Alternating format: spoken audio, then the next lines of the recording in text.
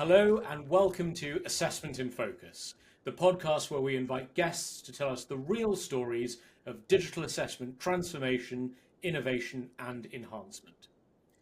Flexible assessment with integrity is a shared goal between higher education and Inspira, so we're here to discover how institutions around the world are assessing today and beyond. I'm your host Ishan Kolhatkar, Global Client Evangelist at Inspira, and today I am delighted to be joined by Dr. James Yates and Christy Wilson from South Arkansas. Dr. Yates is currently Professor of English and Director of the Associate of Arts Program at South Arkansas College in El Dorado, Arkansas. Previously, he served as the Dean of Arts Science at South Ark from 2016 to 2021.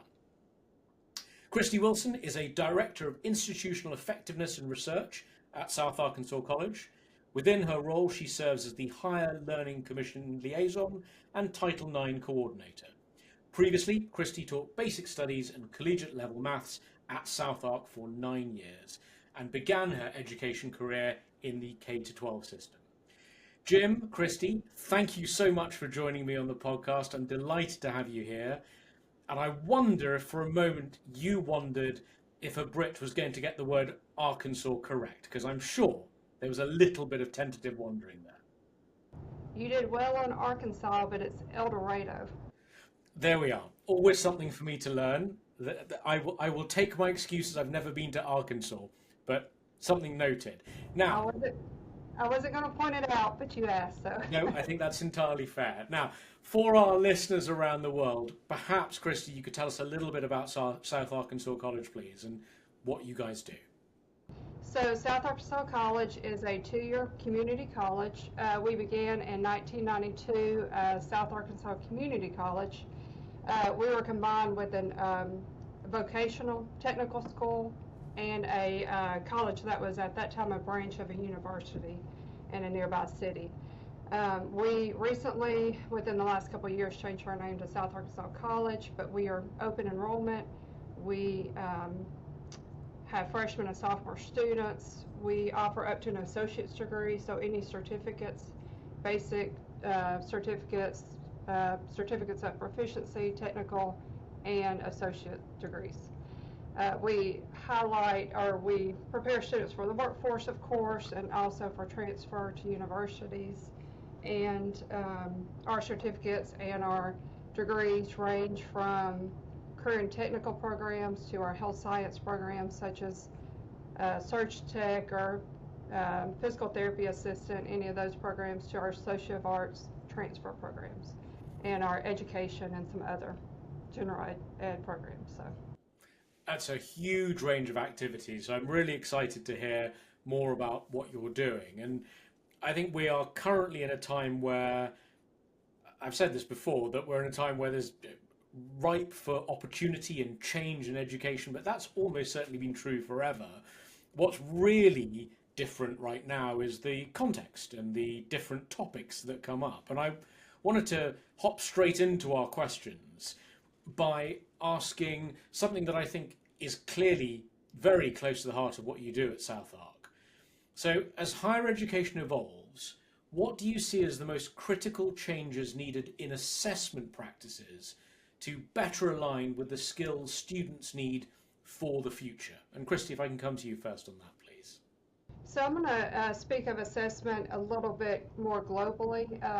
As we discussed earlier, assessment is going to range from the institutional assessment, and that's going to be mainly through our accrediting body. Ours is the Higher Learning Commission, but we have 6 accrediting bodies in the United States.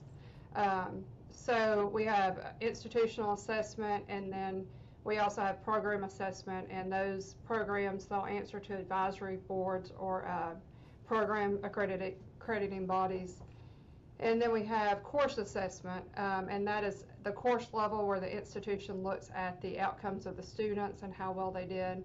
But then we have internal assessments within courses, and that is where that is your common assessment that most people consider test grades and homework grades, and where the students are assessed within the course.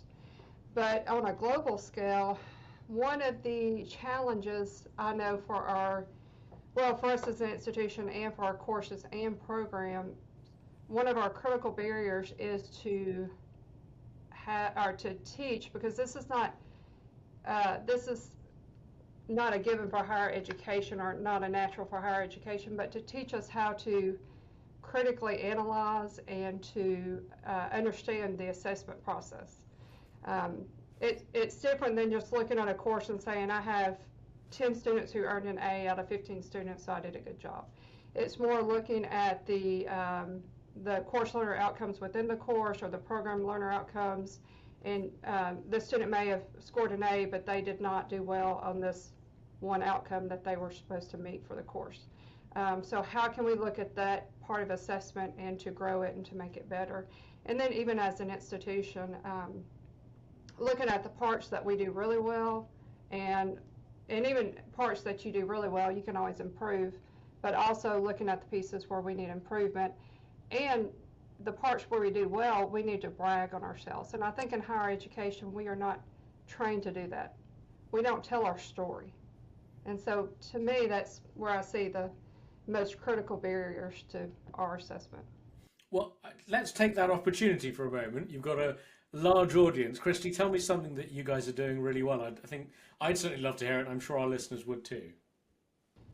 Well, we do really well with meeting our students where they are, training them for the workforce or for their transfer. We do well with preparing them for college, for that transition from high school to college. We still work with the students. We all have the students who are not retained or do not persist for one reason or another. But we are always working towards avenues to improve that area. That is great to hear. Thank you. Jim, on the same topic, so what should we be doing here? Well, I think, and I'm going to speak more from the faculty side and the course side, and probably even more local than that, because I teach writing and composition and critical thinking and analysis and literature and that sort of thing. I think in terms of assessment, we have here at least, and I think this is pretty well true across the state, we focus on writing, and so we have several, in Comp 1 and Comp 2, several types of writing activities, types of essays. Comp 1 is based on just getting students into the habit of writing on the college level. And so our assessment of that is usually based on rubrics for each assignment that we go through, and then combine that with specific feedback from the professor or instructor. In Comp 2, it's more focused on research and rhetoric. And so there's a much more emphasis on documentation, on actually doing research and academic writing. But we evaluate, or we assess pretty much the same way with rubrics and with our comments. The papers are longer, and so the language that we require tends to be a bit more specific. Mm-hmm.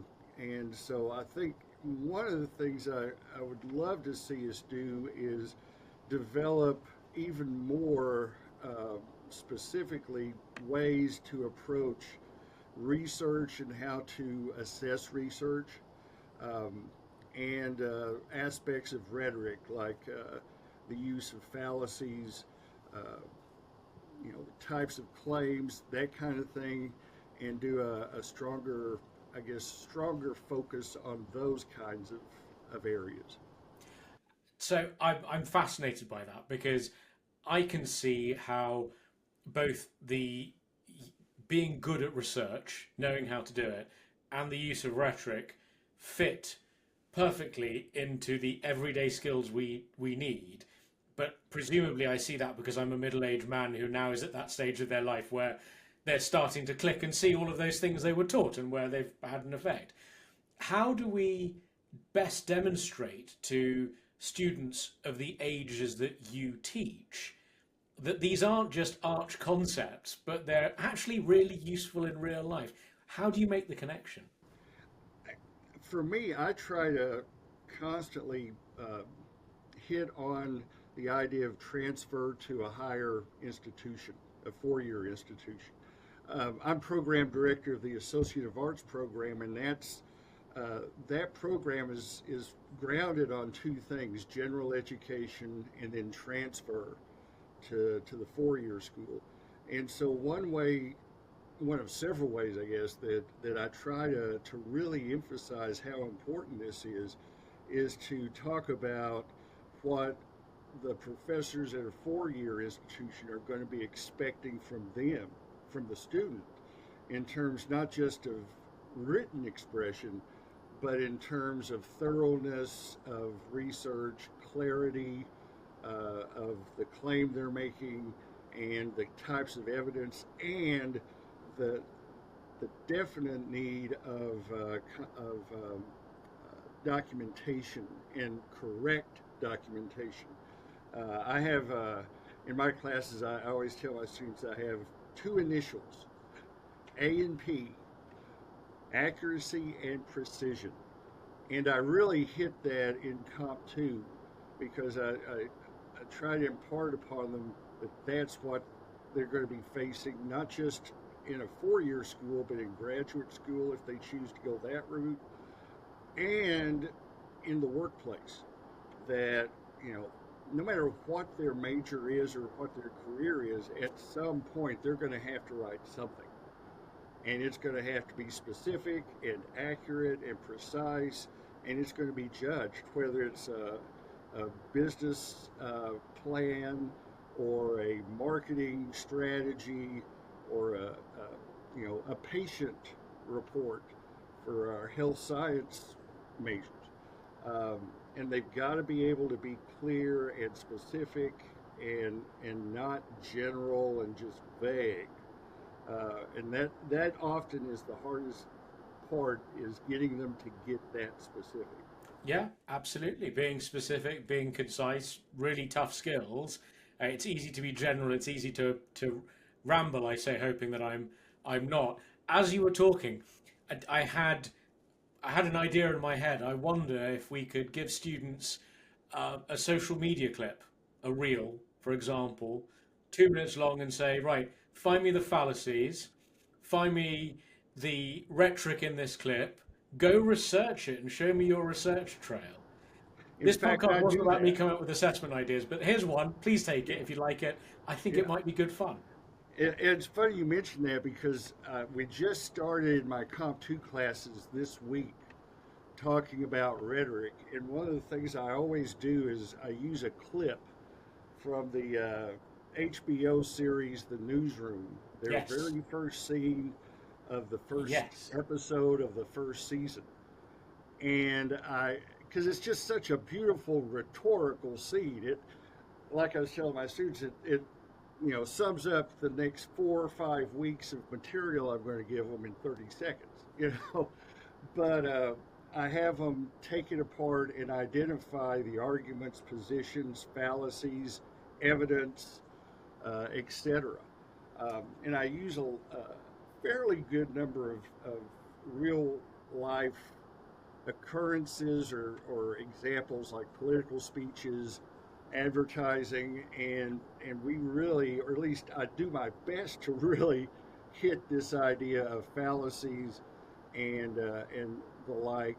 And I've really been emphasizing fake news, misinformation, and disinformation over the past few years, and I'm doing that even more. Yeah, well, quite. Well, what a call out for the newsroom. It's going tangential. Great series. I watch almost anything that Aaron Sorkin writes. So, yeah, completely see why. And I'm not going to spoil it for anyone who hasn't seen it, but if you want to, go watch. You'll find it online. It's the beginning, as Jim said, the beginning of the first episode of the first season. It's about 5 minutes long. It's worth a watch. So, taking that and then moving on to actually us, away from the students just for a second. Change is hard.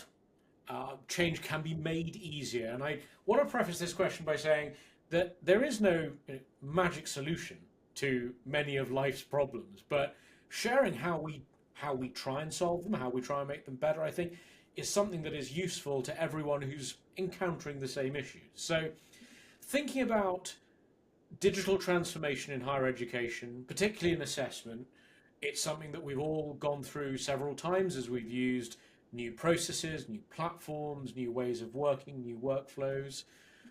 The question is, how do institutions overcome significant barriers? And Christy, I like the format we've got. I'm going to come to you first with the more global part to this, and then Jim, maybe I can come to you after that.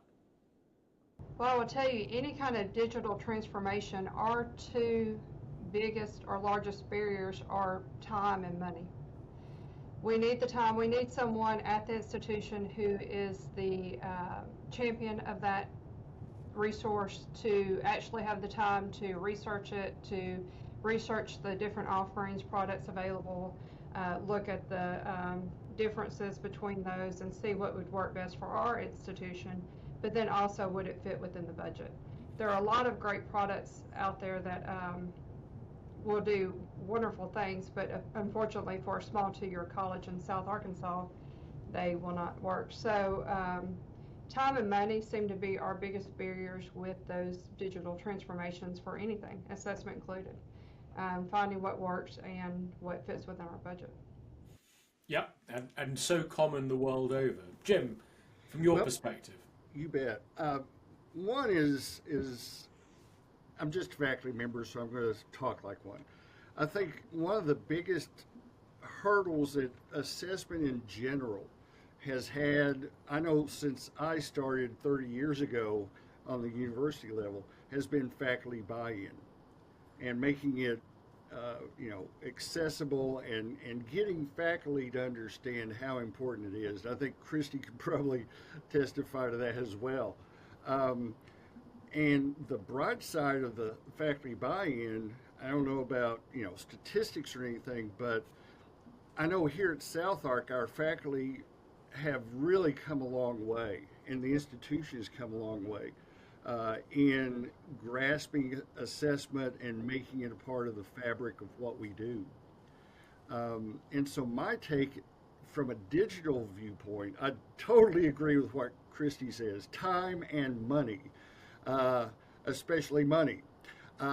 So that's the big one.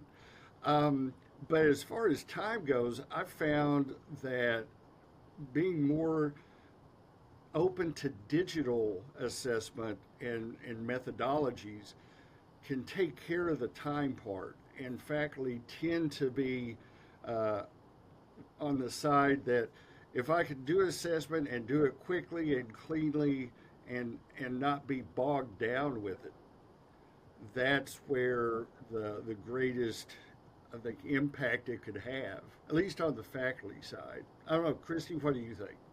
Would that be true? Well, we definitely have a divide in our faculty. You can tell those who enjoy the digital transformation and those who do not.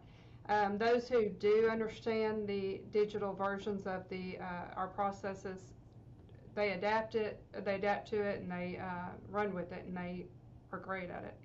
But then we have those, like Jim said, that are holdouts, and they don't like all of the new processes and the conversions and the new products that we've used, for these different areas of assessment. And so, and then even just with the coursework, like Jim mentioned, just even assessment pieces like the AI tracking for assessment. We have a lot of faculty that just struggle to adapt to that new process or that new product or whatever it is. So. Yeah, and it's a problem that is common around the world. I don't think that these are unique, and therefore finding ways of trying to persuade people for the right reasons to try new things, showing them the advantages. As important as it is to talk about all of those and be mindful of them, we also have to be aware that there's some people who won't want to change, and we as an institution have to make a decision about what we do and how assessment adapts around them or doesn't. and we talk about these tools. The most pressing tool. I don't think it's possible to have a podcast at the moment on any subject and not mention AI. So let's flag this is the AI question. Do you think that the rise of digital tools and AI has changed how we define and ensure academic integrity? Now, I'm going to be clear for our listeners and for you. It plainly has changed academic integrity. So really my question is, how do we ensure academic integrity? How do we deal with academic integrity in the world that we're now in? Christy. Well, AI and any kind of auto-generated information it has, like you said, changed academic integrity, but institutions have to first accept that change. They're going to have to acknowledge it. Unfortunately, we cannot ignore it. In fact, you're looking at possible lawsuits or some other issues if you do. I think all institutions are at the stage where they have to review their academic integrity policy, which every institution should have, and I know for us it's printed on every one of our syllabi. But they're going to have to adapt that and define what academic integrity details in terms of AI. They need to, as an institution, decide, do they not accept it at all? Will they accept it for pre-writing, such as outlining other areas? Will they accept AI for written work as long as it's cited correctly by students? These are all issues that I think across the board, all institutions, K-12 and higher ed, are going to have to adapt to and decide, and then to write it in their policy. Because you cannot battle AI if you do not have a policy for acceptance of AI. Great, Jim, from your view as faculty, and particularly as someone who's into writing, I think we can sort of euphemistically put it.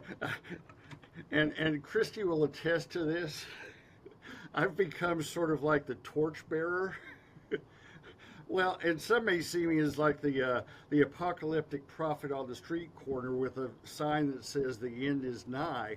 But I have a major concern about academic integrity and AI. And it just comes not because I'm anti-technology or anything like that, but I'm just an old fogey. I'm an old English professor. You learn to write by writing, and you do it yourself. Then you can use a tool to help you out. But when I see students, and this has happened, who simply type in a phrase or a prompt into, let's just say Chat GPT or any other, and in less than a minute, maybe 30 seconds, they have a full-blown research paper, complete with documentation. Like I tell my students, I see that the same way as I see plagiarism, or intentional plagiarism, because they didn't do the work. And I know that maybe is, and I never thought I'd say this about myself, a conservative viewpoint. But for this, it really, to me, really it is, because I'm just so close to language and the use of language and the proper use of language and expression. That, my concerns, how much time do we have? Sure. As much as you need. Well, in terms of ethics, I have a huge problem with it. In terms of integrity and honesty, I have a huge problem with it. And I don't mean that to sound like I'm saying no AI, at all, because there are some very solid, legitimate uses to using AI, even in a writing course. I'm not as sure about a writing course as I am others. But I have a major concern about not just the ethics and the integrity, but the pedagogy. And what I mean by that is, are students learning anything the actual learning, and I worry that because it's so easy and it's so accessible and it becomes almost second nature anymore to take the easy road, our students, especially in a writing class, learning to actually write and put together thoughts, sentences, information, free of a computer stand-in, if that makes sense. And my other concern is, what does this do to the quality of writing? What does it do to the quality of expression, even? Because if we have a computer software program that is reproducing, say, a Shakespearean sonnet, how are we going to be able to tell if it's artificially produced and thus artificial, and how much of it is genuine human expression and emotion?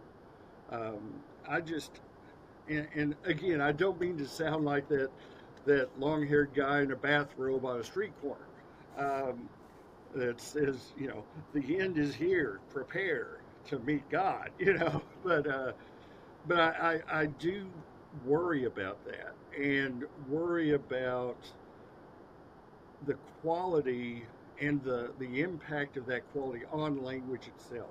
I see AI as having a huge potential of homogenizing language, so that it all sounds the same, because there's no color, there's no differentiation in the expression, and it becomes like just a pale expression of the human condition through language, and that ultimately is my biggest concern.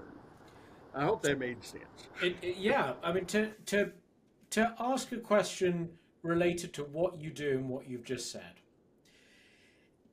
is there an alternative where if AI improves or homogenizes the output of people because they use it, doesn't that place a greater emphasis on learning how to use rhetoric and color and tone? So if AI, and so that the listeners are clear, I'm just postulating an idea here rather than necessarily saying I accept it. If AI got everyone to the same baseline, would we not have more scope to teach them how to vary? Can I interject with a personal example? Yeah.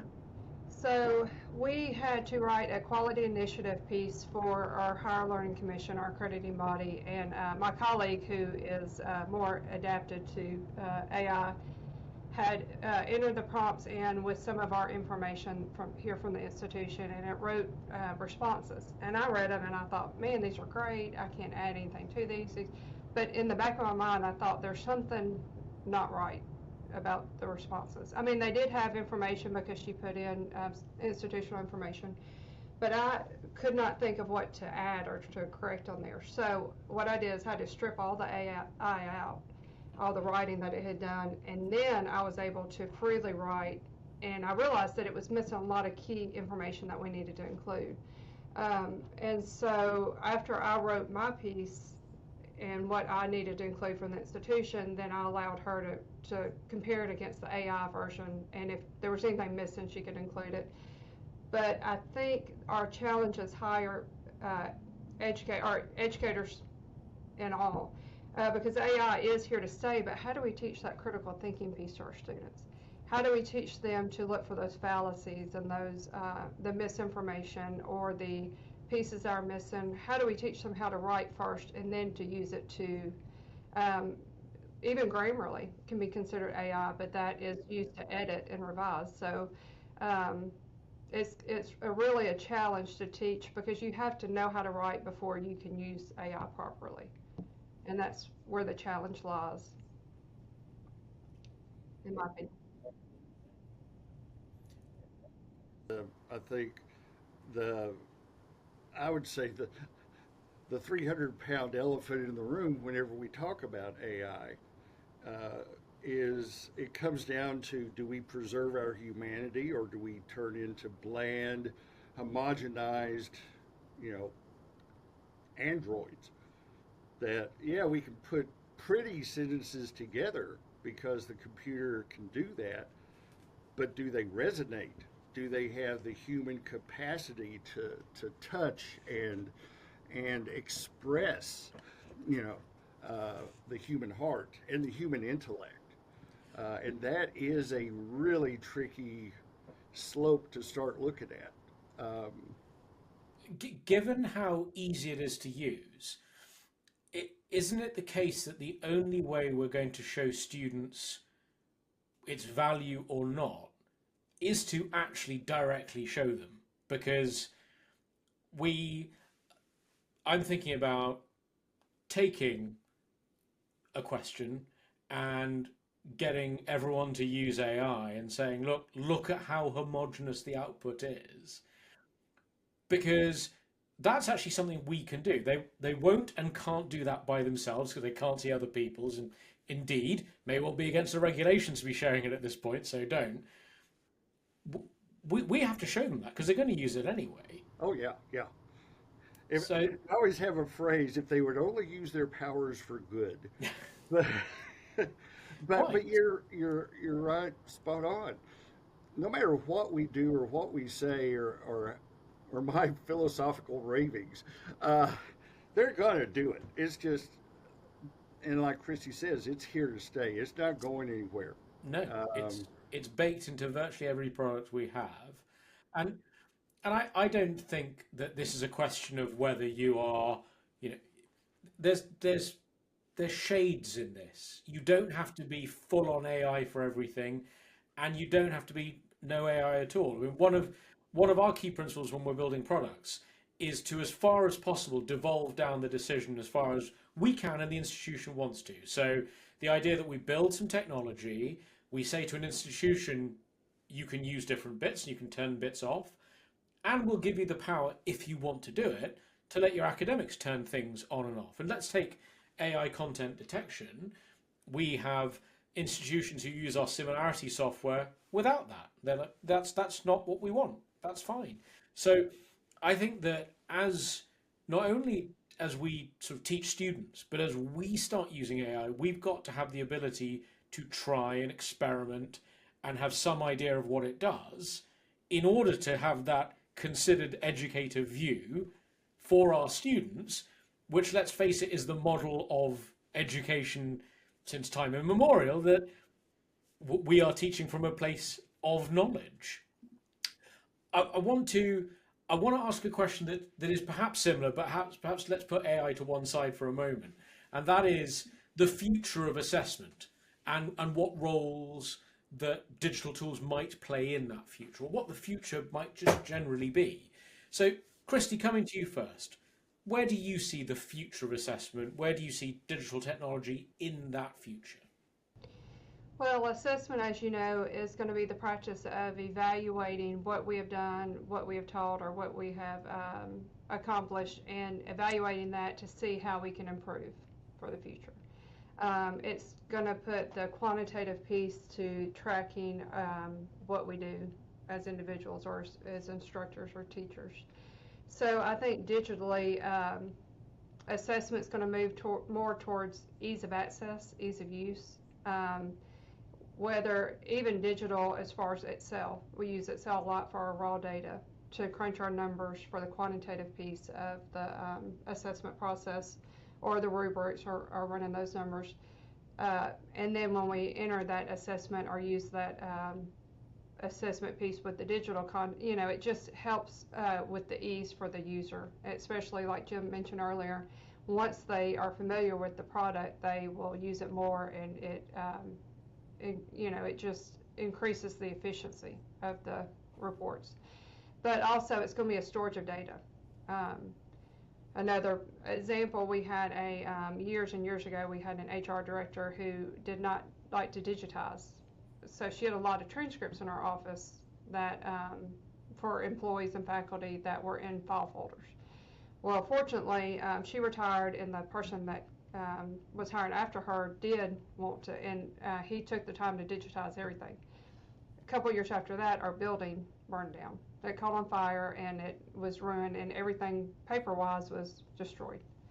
And so I think the digital piece is going to be important for anything, but even for assessment, that cloud-based or wherever your storage is located, it's just going to create more accurate records and longitudinal data.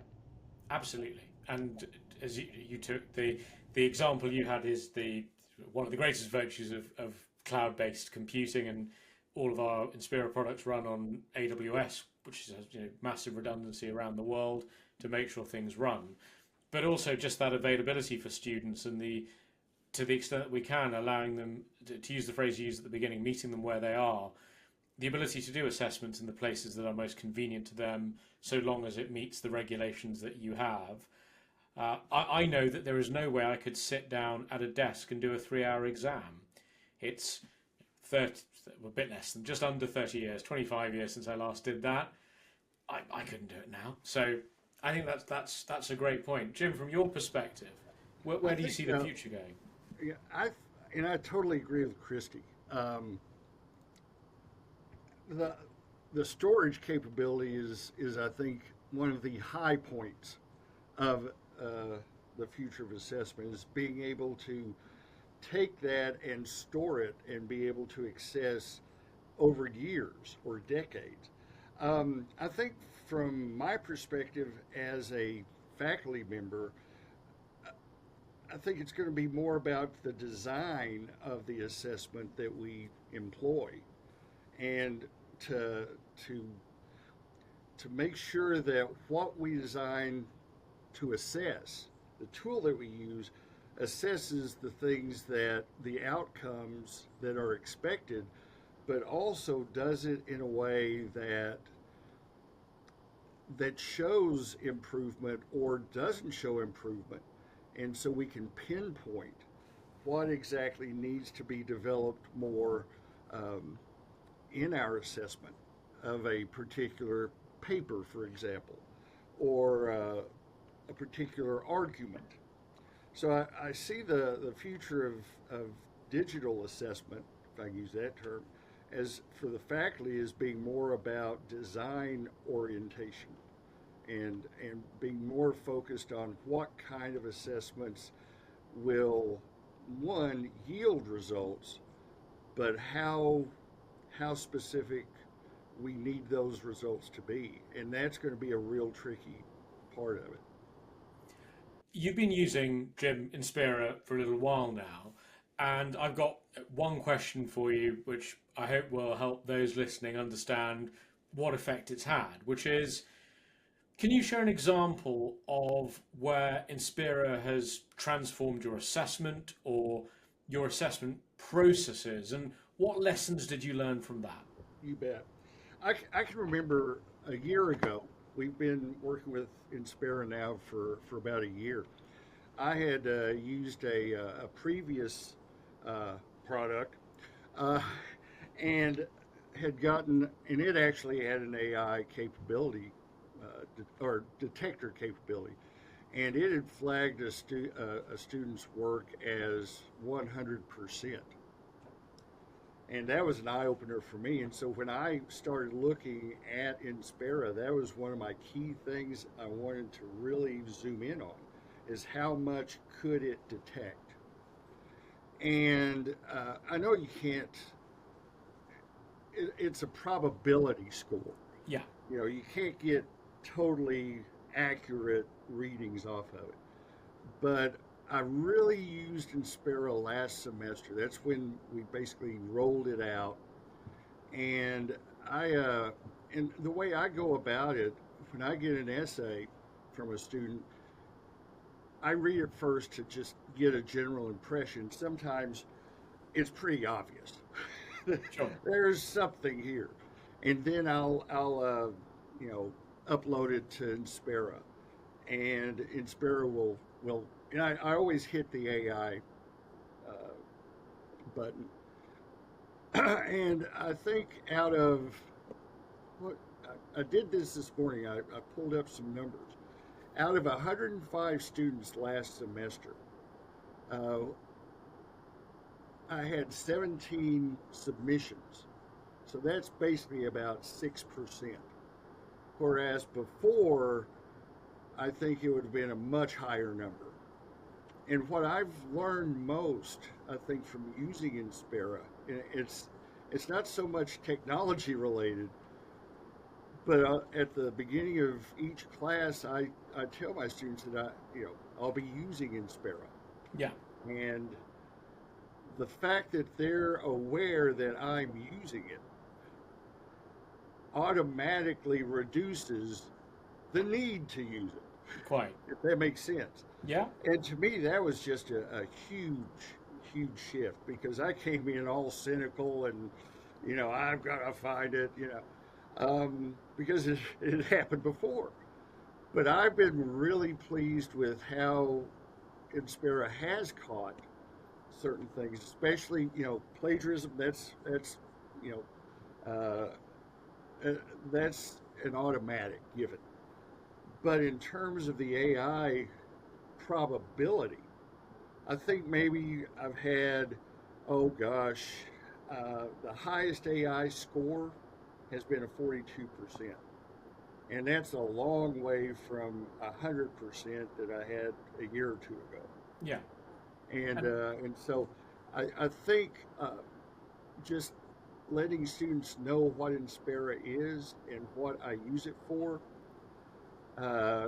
shocks them enough.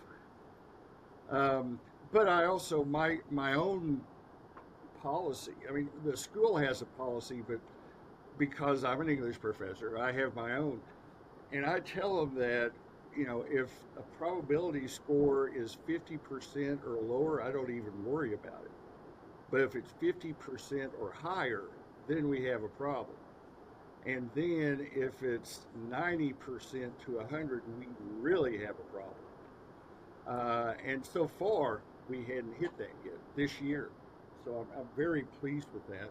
I hope that answered your question, but that was the biggest takeaway I found so far, is just having Inspira originality, communicating that we're using it, and whenever I do use it, I always download the report and attach that for the student, and they're able to see, what's highlighted and what the issues are. I don't know if you've been told this, but the advisors have said that the students know when they take your class that you're the AI person to not. So if they want to use AI, they do not sign up for your class.